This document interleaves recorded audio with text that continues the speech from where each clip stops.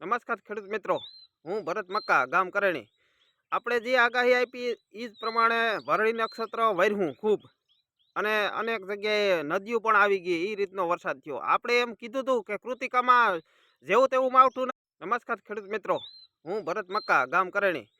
આપણે જે આગાહી આપી એ જ પ્રમાણે ભરણી નક્ષત્ર વર્યું ખૂબ અને અનેક જગ્યાએ નદીઓ પણ આવી ગઈ એ રીતનો વરસાદ થયો. આપણે એમ કીધું હતું કે કૃતિકામાં જેવું તેવું માવઠું નથી, ભારે માવઠું છે. અને ખેડૂતોને આપણે એમ કહી દીધું હતું કે પોતાની નિરણ ભરી દઈએ એટલે પલ્લે નહીં.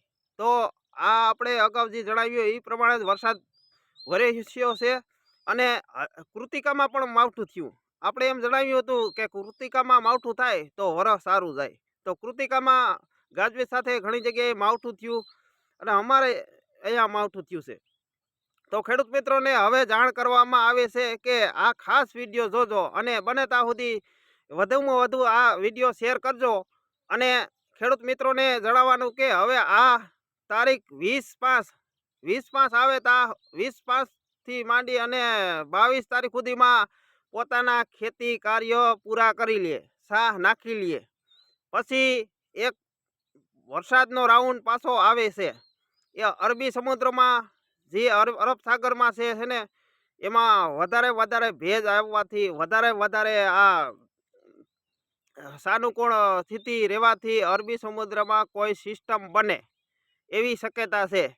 મને તો એવું લાગે રહ્યું છે કે અરબી સમુદ્રમાં એક વાવાઝોડું બનશે.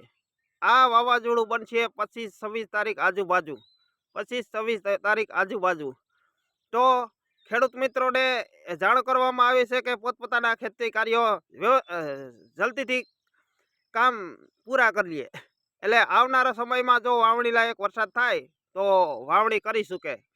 અને ખેડૂત મિત્રોને એવી જાણ કરવામાં આવી છે કે આવતી 19 પાસે આપણે જે આ હાંડો જોઈએ એ 19 તારીખે હાંડો છે. આવતી 19 તારીખે 19 પાસે તો હાંડો જોવાનું ખેડૂત મિત્રો ન ચૂકે. 19 તારીખે તો માવઠાની આપણે હવે માવઠું ન ગણાય. હવે તો આપણે આમ ગણીએ તો વાવણીના વરસાદ કરી ઉગીએ, વહેલું થાય તો એ વાવણી કરી ઉગીએ. તો 19 તારીખથી 18-19 તારીખથી વાતાવરણમાં થોડોક પલટો દેખાશે. 19, 20, 21માં પલટો આવશે. ક્યાંક છાટાછૂટી થાય. 19થી 21માં છાટાછૂટી થાય, ક્યાંક ઝાપટું પડી જાય વધારે.